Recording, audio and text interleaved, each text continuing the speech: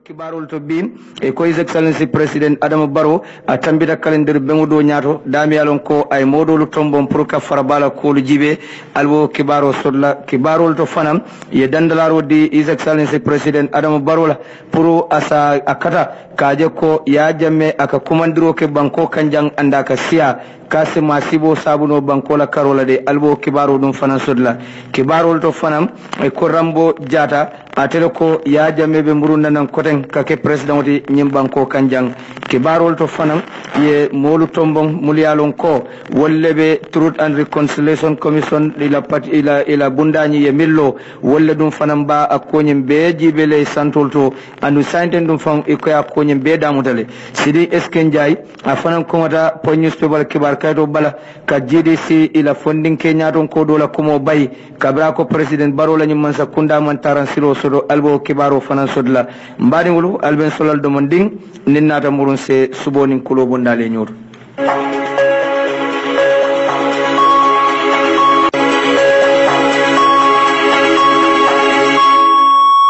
mbadi ngulu wonen toñade saying se dum kibarol fon jaro kono mba folola dame bi wolem kibarte mbialong ngabondi Standard newspaper la kibar kayto bala e ko His Excellency President Adama Barrow ay tambita bengojo nyato kunun dami alon ko mo jamalu wolle bentaji anda calendar ken modol lay multombon pour ka farabala ko lu jibe ay tandi dum fanko adanyin commissiono e min tombon teng ay yamari pour isa kata ye tonya findinda ko nyin kono ko bayri tonya wole ba tinnala faraban kolu dum se kayro sodo ila wodin kiranyindo e kaynin kuma kan dum dante dami alon ko mo jamalu ibe sirim a berin calendro botala afan la korda baro mimbe banjun sade kono ay tandi ila dum fanko pour faraban kolu ye kayro sodono ye tanku sodo aniye yam fo kenyoy wodin kirato foto nya se finti nyin kotode anda nyim molu sas pour se tonya bondi nyin ko nyin kono ay tande dum fanko alpha yemin tombon ka kila nyaton koti memu Emmanuel D Jufti a kodem abe president Barrow laman yandla ay molumin tombon ya londo na kese a sodole andi hadama dingol la nyanto dum fanal lombak ko don dem aba tan la koy bela do ko dum fanan bekela nyamale kaje tonya se finde nyin ko nyin kono Justice Minister Abubakar Tambedu ka fanan dun diamuta je ay ko kende jamalu ay wolle sada wodin kiranyendo e mbolmi yalon ko ye wolle tombon commissiono nyin kono wolem Emmanuel D Diouf nene MC Cham Abdoulaye Koli Omar Cham Lieutenant Yusuf Diallo anin Charles Njai ye wolleta pour ya konyem be jibe ko kibartalalu ya itande nyami birimbodo mbadi ngulu se jiber kenyin kibaro do fanana miyalon ko Standard newspaper kibartalalu wolle ya safe ko ambassador membe economic community West Africa to yala Gambia banko kan wala dum fanana da kayitandi alfalla kabrina bende la kordado ko nyinkire ni ko ya bade kabri modol fata faraba ay tande ko nyin ko min keda farabade ay ni ko ya nin sulo ay wala wulu itolla karola ay tande don ko nyin keda mo be sulolti andum niolu wolle bota ko nyin kono ko dum fanam e jikita ko a nyongote kala kodenke Gambia banko kan e be laari nyenna dum fanan ferel be laari ne pour kaje a ko nyin selong mi ya tinna keta farabaje a kodum commissionol fanal lota wo commissiono nyin wala be kiskisiro kala ka tonya long a ko nyin dum fan kono ko kola nyin dum fango molmi yalon ko wolle boyta ko nyento ila ibe tilingo iba katala pour kaje tilingo se soto wala karola dum fanam ay tandi dum ko dem nyinketa itol be sulolti anda e ni kuya dum bake fanan ko bare dem ay kodo fanan wulindi tankola karola birin akonyin keranum banko kan ay tande ko ECOWAS de wolbe tentennale pour kalo kaje ko Cairo dun se sodo atenyin Gambia banko kan ambassador nyin dun e kanyin kuma kanol dun famo be sada kabirin alfadol fudada ala kordato anata kanyin kumonyin be yitandila je ko kibartalalu ya dante nyami birin barodo mbadi ngulu Standard newspaper kibar talal dum fanan ya yitandi e ko speaker membe Angleterre la député Bumbato je wala dum fanan yala kontano na la jusla yitandi na député lu bela do ko ke kanyami nyim banko kan Honorable John Bago e kate molti miyalon kom ya tele tombon pour Commonwealth député fon la kola atele muy la sirantioti bari ka ko dem nyinkira kontano nin jusla bati Gambia no la député be la do ko ke kanyam e ka ko nyim bededa a vidi mal dida a kinan damiyalon ko ay kontondiro futandi député ma a video nyin kono ay tandi ko député lu dem e bakara kam bake pour kaje démocratie kende may sotono nyim banko kan ka keta kontano nin jusulafti fanan kabring ay Gambia la speaker anala bala mol futatama Angleterre banko kanje ay jia ka kontanta wo ko nyinalde ko bayri e felebe démocratie la lungo jura kan Angleterre banko kan afanan be wotala pour ka Gambia député lu kala kontano futandila e bela ke kende anin do ko minna banko kanjang te dum fanan yewoytande anata kalaje dum koy be lole fe ke mako nyaasio be nyama alfa dum yewoytande berim bodoto mbari ngulu kibar talal dum fanan yaayitande ko Musa Amul Nyas mi yalon ko abe dibide bon kono foni kansala to yalla atele dum fanan diamuta kayitande ko faraban kolo anen foni kolo koy be nyanta ta e koy nyanta e be ta kulale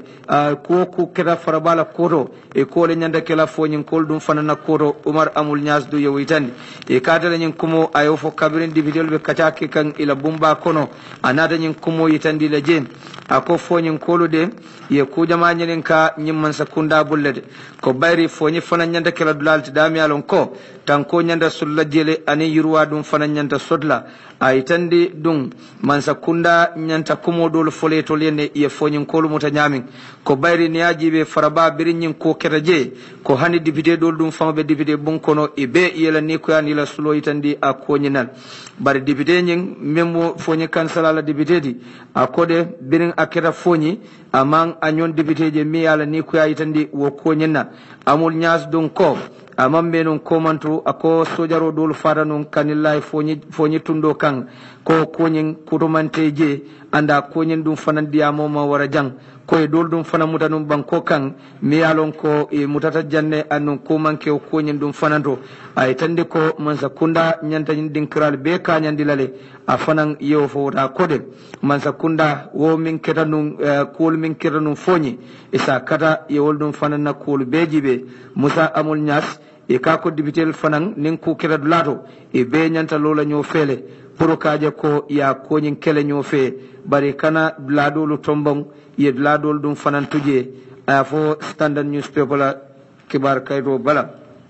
berem borodo mbari ngolu setenten nga jiber kenyin kibaro do dum fanana mi yalon ko ngole bondi po newspaper la kibar kaydo bala mendung yewo fo kibaro nyim bala je wolemu APRC la kumala nunto memu sidi esken jaiti e kadel dum fanambe fasa bake kan loya Usain Dabo la kabriya tombon kake vice president di nyimbanko kan ani Gambia Democratic Congress la funding killa nyaton kodo memu MC Chamti wala kumodo bije ay wobayle hako woni fani manna ko bayri woy min fono wolem nyende ko president barola man sakunda woman sila soto abitala minna e kade nyi miyalo atele kedanu ministre lamonti ya jamme kodo anim po newspaper be kumala nyin araba tambila afon la dinkirato ay tande ko honorable Usainu Dabo ko mole miyalon ko ay londo soto a ko dum fanan ay politiko lonne a tambira ku jamal la dum fanan nyimbanko kan ka tambira kul min bela nay wolu tamande dorong akabe nyim banko fudan la tunkun dol to mobebe la fla menna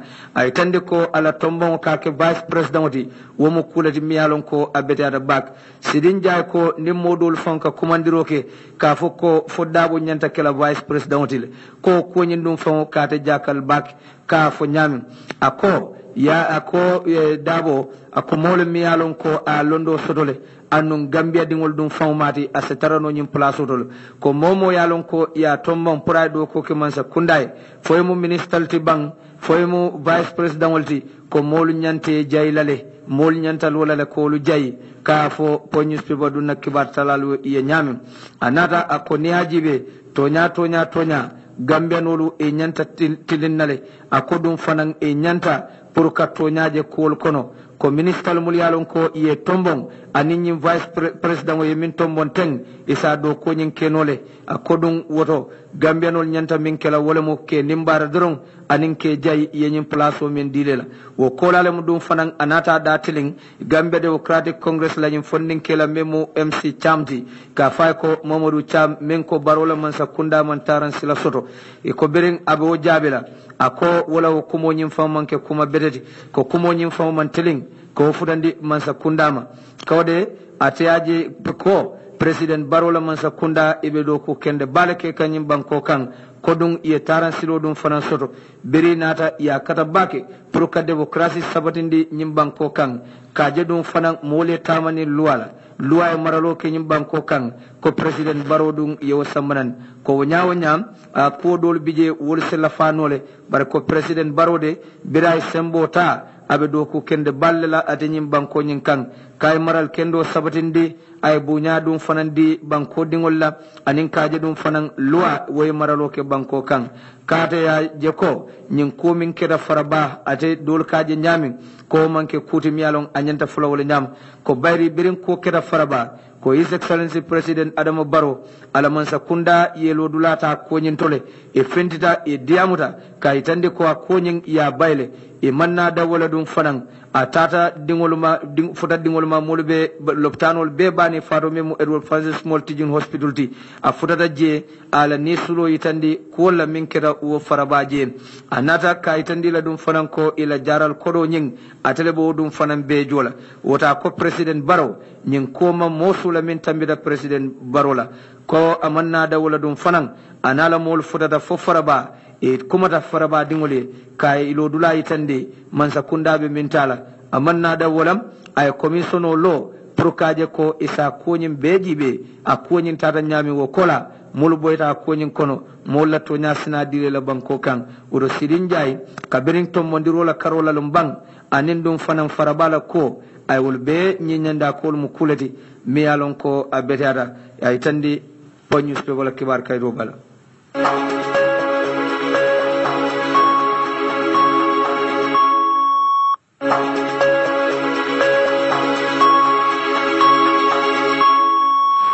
Birem borodo mbadi ngolu Standard Newspaper kibar kaydo bala hani bi miya safeje wolemu alaji maneti ko Ousmane Rambo Diatta miyalon ko sain ya tel tombon kake APRC la deputy party leader di katel dum fanan diamute la kibar kaydo bala kaytandi ko yajame bina murunna kanyim banko murasinya fulan ka marasinya fulan jaw ayo ho Standard Newspaper kibar talale nyi loko kono kabira ni be kaja sorokan ay tandi dum akko jamme atebe wole ko mabi anda ka bol ko bayri atema moje asitarano min ko manyim banko kan bayra ko kol bebe talakan ne kol be man tarata kan ko atela foro ya itandi nyam anada ka foko atebe ya jeme komale annun alata ko ate mela ya jeme bina sela kala mol bajunyo kan kana murung nyimman sa siran kan banko kan jang ay tandi dum fanko de President Barrow al sakatu ya jeme ako mol miyalon ko hanisain kabe man sayalla de bayri abe nun nyamin gambela korda baro memu state house ti equatorial guinea ko abe nyamin nun je abe wole nyama equatorial guinea ko inshallah ya jambe bina muru na nyim banko kanne annun carte final min be kala nyim banko kan ko itolle be banko tala bayra ko coalition man sakunda min be siring wolu man do ko keno banko kan isemin fonu molien e kade dun nara tenden kay dandi kibar kaydo nyim bala e kay ko yin kumolu e kamin fodana se keno ay modol dimi banko kande ate mi tandila wolum nyinte ko momo se kuma fono banko kanne ando momo se nono mo ko male ebe min fasala ko bari démocratie lebe nyim banko kanjang ay tande ko e kay ko ya jamme ay kodol min ke molla banko kan folte fola bang ate ko dem modol bije wol ka pare pour ka ya jamme la kujawol dambale moy balala kunyima dolu e boka pare pour ko lo moy akodun ateni ya jamme ka nyomoyle e ka diamule baranin ya jamme dum boka diamu pour ka nyim banko tinya bari ka diam min na wolem pour kaje nyaato talu e se soto ila patiola karola ay tande ko atenin ya jamme la kumol kono wakayten dala ko ate man kujawle ke nyim banko kan ate dun yew fokki bar kaydo nyim bala anda nata ka laaje dum fanan ko ate de be yajame komale andung ilata ko yajame bina sela ka nyim banko mara sinya fulanjango ka fo standard newspaper kibar kayro bala nyami modolu fana mul yalon ko e ka jamme tumi banko kan e kate dum fanan ye kuma jamal fo walla karolale kate ko yajame o bina sela ko den kake mansati nyim banko kanjang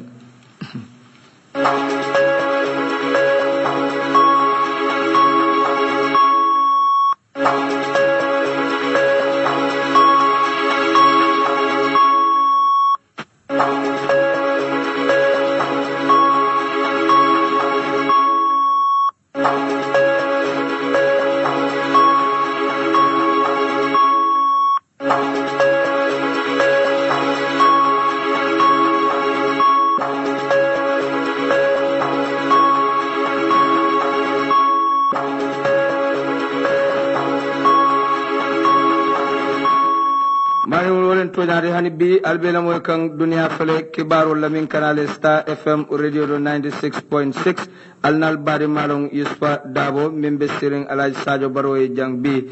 be min kala daro wole mum se tenteng nga dun kibaru koro nga kibaru do fanan jibale muli alon ko nga wolle bondi forea newspaper la kibar kaydo bala forea newspaper la kibar talalu ya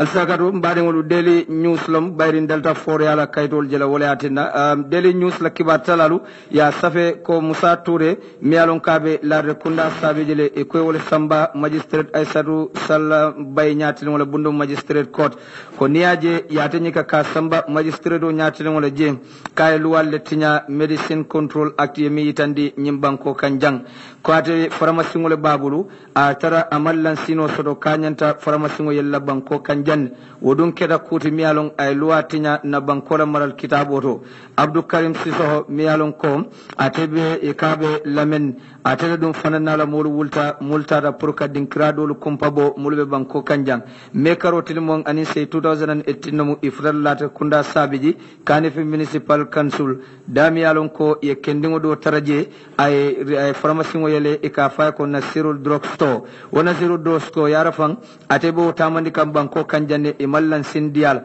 e ka do mabula je memo Umar Touré Moussa Touré atel dum fontamu nyimbidi kot ba biri fodara je ye Umar Touré taraje kay ko ila kaytol le Umar Touré dum man kayte bondino mimbe tol sedi ala koy nyanta boro wafla nyimbanko kanjande jeltomu inara Moussa Touré dum fanan commandi prasa kada ay kaytol dum fon be samba ila bunda ba do mimbe kayraba avenue ko dum yo kumo nyim faye amanson ka kayto nyika ka samba ila bunda nyinto ko jun karo teleworo 2018 inata modul parende mul wulta itada la bide ko to do je fanam pour ka jibe fa bijele koy man na taraje ye pharmacie ngo nyin tara soronding ya commandi telefono do ko bari ay mi tandi la wolum nyinte ko abita kan karambo to le anday chabo to suwol kono atina murun naje fo talam fula kay wo itandi office sol laje jeltomu wol fanan na rekela office o commandi bering ye office o nyin commandi in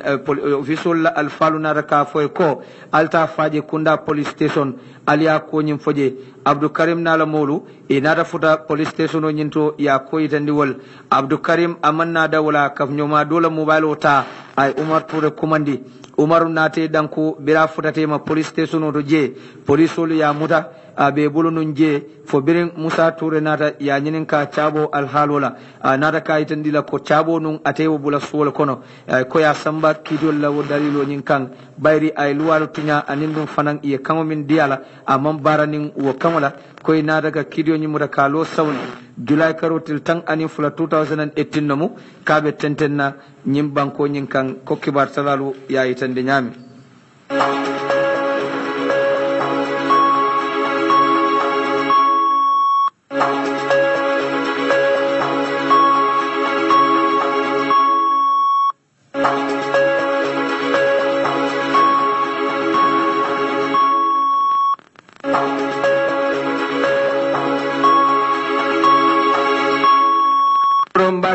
ibe tenteng nga jiber ke nyin kibaro do fanana mimbe dending bye bye bengola yeminke minister bundatu mulbe mbararin poroka bankola bankoni bandala banko temola kolu jibe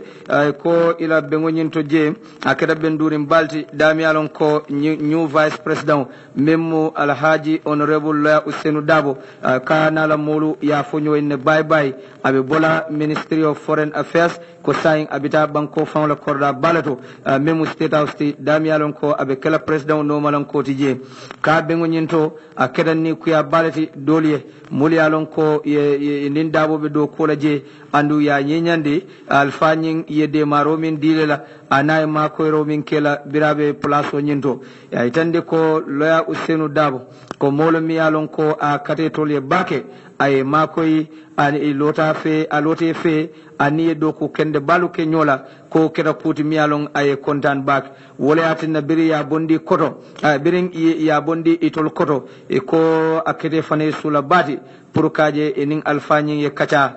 kela kontano ni la jusla itande ay de maro min dilela ila do ko bunda nyinto jem atenyin dinkira nyinto ko honorable lawyer Ousainou Dabo atenyin arjuma tambilalo mo ibe kurumbe mbete ko ina benta dinkira killing dol niwbe kuyaring dol be la balfa nyadalu itande kan fenten fayde maro ni makoro min dilela birabe do kole koto wodinkira nyinto je ko dum dinkira nyinto alfa jamalu nata diamu ka itande ko lawyer Ousainou Dabo ko molo mi yalon ko ay balafa soto bak molo mi yalon ko dum fanan ay do kulal kanu molo mi yalon ko e kameta loring poroka do kulalu makoy ate o bunda nyinto je ate dunna nyim bengonata wade sudun kola kabri ya tombon jama kono ka ke bankola vice president kutoti andate seda min noto wala Mamadou Tangarati wala be kala minister ti sain membe Gambia ni bantala banko temola kolu jibela ate nyin lawyer Ousainou Dabo abe kumala je wato minna ay tande do kulalla je ko Mamadou Tangare ko molo miyalon ko aya londo soto anda kaji kita ko atedanta damin nyimba tala wolto bayra ko nyin abe do polanu United Nation atelebi Gambia to yala je fo janni ka tombon kanyim murado nyin diala wo kan akabe do kulal dum fanan be kumand la mulbe bunda nyinto ye lomin kate fe e se tenten pour kawlo sifa di Mohamed Tangarala ko bayri ni Mohamed Tangara molo miyalon ko aya londo na kesa soto bak anda kalata ko ya te makoy e lota fe fokaje ko do ko nyin tata no anyam ko do kulale ko to nya natol mallum fe alien fasa purunga minister bunda nyin futandino kanyanta futala daming abe kole ala bak director general member protocol division Abubakar Jobate ay Dabo tentu bake aya jey ko Dabo multimiyalon alota do kulalu fe jele anda ko biring ay nyim murado nyinta ka kata bake nyim bankoyene ko follow ay falingo sambanan ministry bunda nyinto je kaman na da wala dum fanan kata ka badiya sinkuri Gambia ning mansa kunda banku dol tema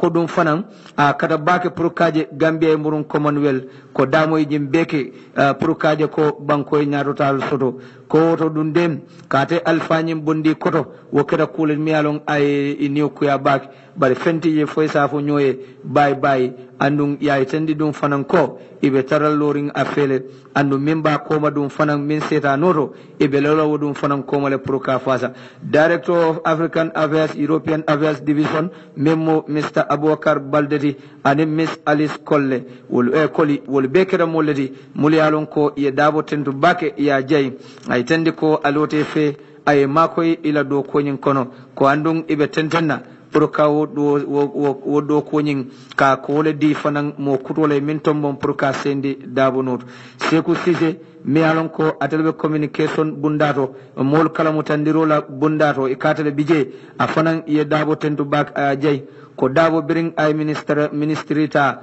ka kata bake ku jamalu akay wolle falinje ay badi yanin kanunte ya sambadan Gambia ni banku jamal le tema kodun nyim minister miya ko diteng abe club vice president wati a jartale pour moya tentu ko bayri do kula balemu anda kada bake pour kaje ko kana tara nunding la ministry torje ko nim ko keta aka fayne ko fenti yekuma banko dingule yalo mimbe kering ko to dum wo ko nyin dambaya tinna ko Dabo aya kata bake ala wato ay minkije kate dum fanan ba fula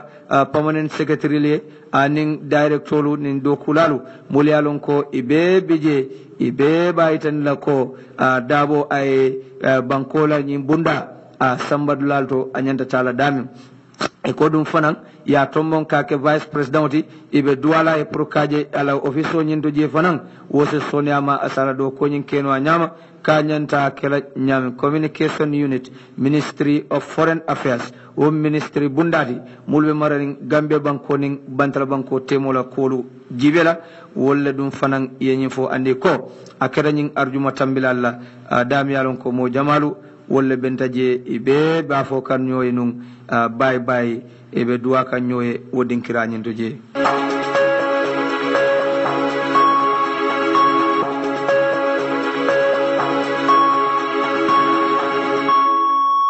ani bi mbari ngulu birim bodo don se jibe kenyin kibaro do dum fanana miyalon ko abe dending ye dandalaro min di his excellency president Adama Barrow kanyanta hakiro to la bakelde ya jamela komandiro ka siya bake adanyin banko kanne andi ko ya lanyin komandiro aka min keten asekeno aka komandir sifa leke tankola bunda dum fananto ode kate min mu nyaton ko di Gambia banko kan e ba fulay ko ya jamede ala komandiro e ka siya bak andi ko mindung ya deda wala mo Mamadou Mohamed wala dun kabe nyi yitandila ka foko nyi dictator mi alon ko atele num banko kan ka fa ya jamme kay mol toranum bake ay kol kolendi banko kan andu hanibi e kabe tenten kanne ka kumandirul ke adanyin banko kanjang fani mol kadiya mol fanan ka findi ka foko ani ya jamme kadiyamle ko nyimo kulati mi alon ajarta pour moli hakilo to atode ko bayri asekeno akawol kumandi nyamin ako kumandir sifalle fananke tanko bunda mol la mulbe lorin banko kanjang bayri ka koita bela ko jamalu bije mulyalon ibe sojar kundalto anin kantaro bundato wolu hani bi jamalu be ya jamme komalde andi kala nyin kumandir bambalo aka minke banko kan ko kula miyalon ko president Barrow nyanta hakilo to latol de kamanke kuti miyalon abetiata andi kamon betanyim banko nyinto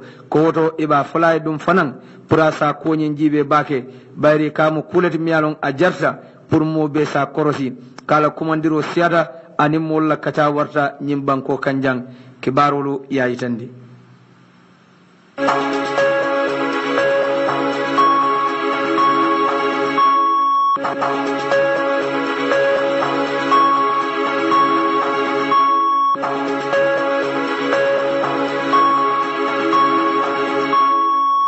Birimbolo mbari ngolo hanibi gafodo e kafo mi ko youth in action for development wolle dum fanan yebbe mba komande nying arju sibil nying arjuma tambila be ngomi yalon ko akira ben kuma balati dam yalon ko alfa jamalu wolle bentaje proka dinaro di molla mulbe upper river region abe ngonyento ya itande ko ye URR dingodo miyalo ka fay ko ka URR dingodo miyalon e kalon tabake abe URR ko koma e ka fay ko Amadou Kora wala dun nata mabe e tol toyala ay baga solu nyinta ye muldile le je abe ngonyento mo jamalu kumata je abe wol kono ka fola saferla memo Umar Sanyanti ay kafola tariko yitandi je don ding ko kafo nying amamme biralo da banko kan barala lonim bitema ko e ku jamaluke ay tandi dun ko nying kafo fanan ba katala pour kaje ye fondin kelu sembenti yanin ke makoy do ko koto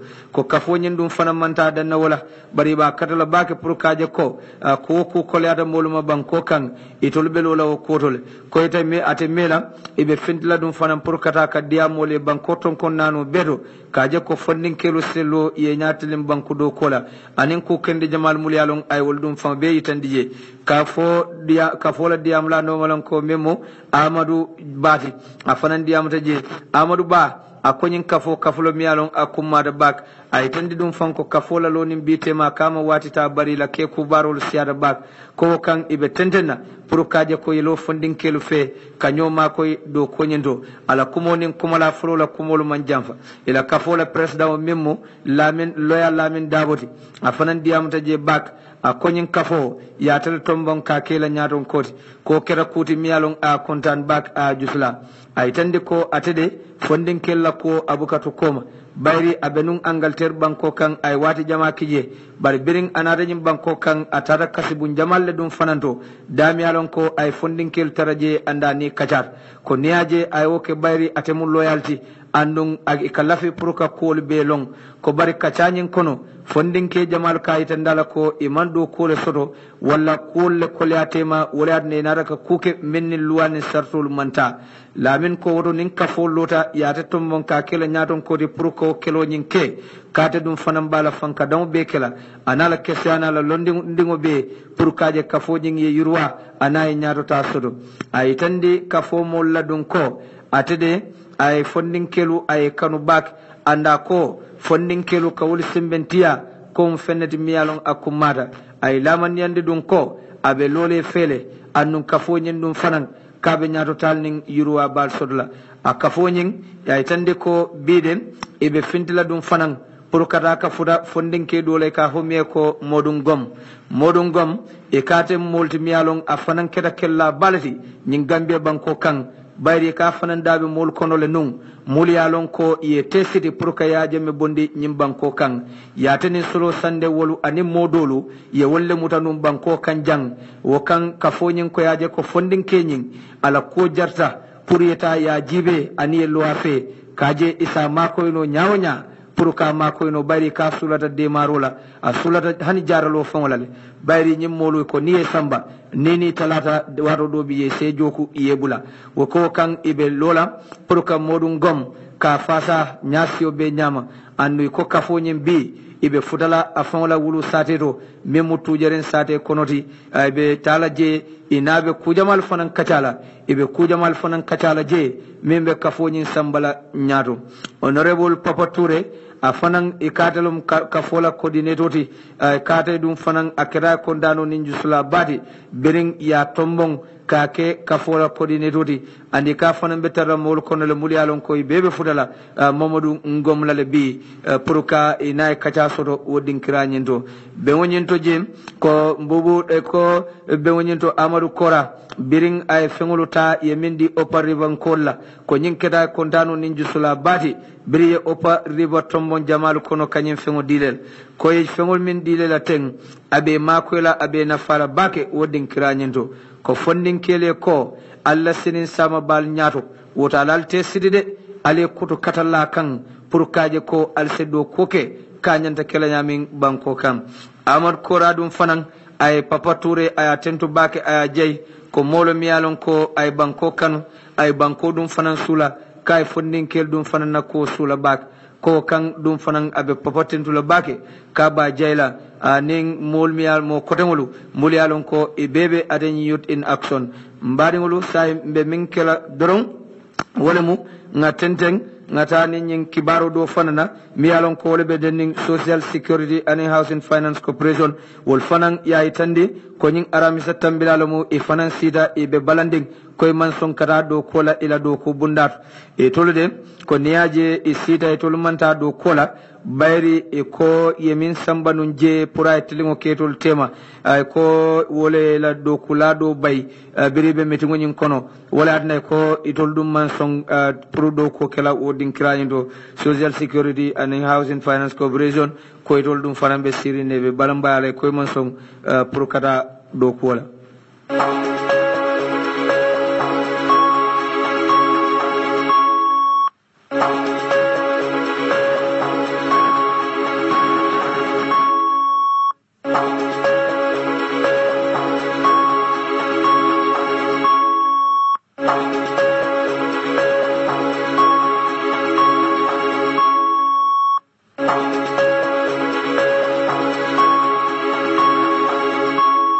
ani bi mbari ngolu albena mo kan Star FM radio la 96.6 mulbulobe dunia fele kibaro ko wala mu SNS properties Yuna Forex bureau aning smart GSM radio mulka kafo pour ka kibaro nyi fintindale dinkra ko ngolto wala mu Kaira FM de mimbeloren kuloro sade kono Bansan community radio Birkama Ba community radio Soma community radio Sky Power FM mimbe UK aning Gambia all news nyul beka kafule in Star FM kanyin kibaro lutala molu tema mbari ngolu say be kala dorom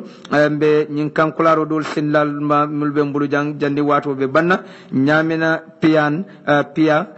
PI charitable trust walla dum fanan ko ibe dingolu kala mutanla ko be mitin kumma ba e bole kala nyen dimaso wala bi dimaso ti July karotri say 2018 ko ba kala busumbala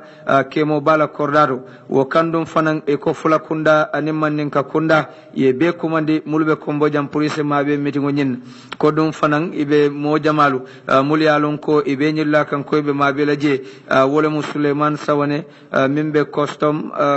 Amdullah Post Sirif Sawane kotu nin Charles Konjira Nema Kunku Babu Damfa Brikama aning dum fanan yamar la mi alon ko ila yamar lalu ko be wolbe fanan be nyila kan ko be mabela mitin dula nyintole His Excellency President Adama Barrow ko nyintene mo min kana abe tambila puruka mol kalindi ay mul tombon kutake keke vice president di anindum fanam mulbe kala ministalti banko kan ko kuma kan waya etandi ko diamula fanam mimbe kala diamla man sakunda toyala ibo dum fanan kalindi lale bengoninto mimbe kala banko la korda baro state house ya etandi dum fanan ko journalist sol mul yalon ko ye kayto dile la sediaran kayto purka mabe no bengoto e besa kata yela website wolu jibe janni ibafula dimaso kum fadula ko niye safe dron isalon ko ite nyanda mabela bengo nyintole itandi dum fanko bengo nyimbe kala gambela korda balto July karo atili kononto wolebe benna tenelungo wolebe benna wolebe ko tenelungo wolebe benna tenon fe tenon safo nyama bayri soma mu dimasoldi bari ko tenelungo alsakatu soma tenengo alsakatu soma tenengo wolebe kala kalendiroti state house bi dimaso soma tenengo bese mabeje nindo mo kankulardi min boda kawra kafo e bo badala wala dum fanambe jamamul be karamtanla ko meeting kumma ba ya wala lungola bi dimaso July karoti say 2018 wo kanko baytan le bela koy ba kala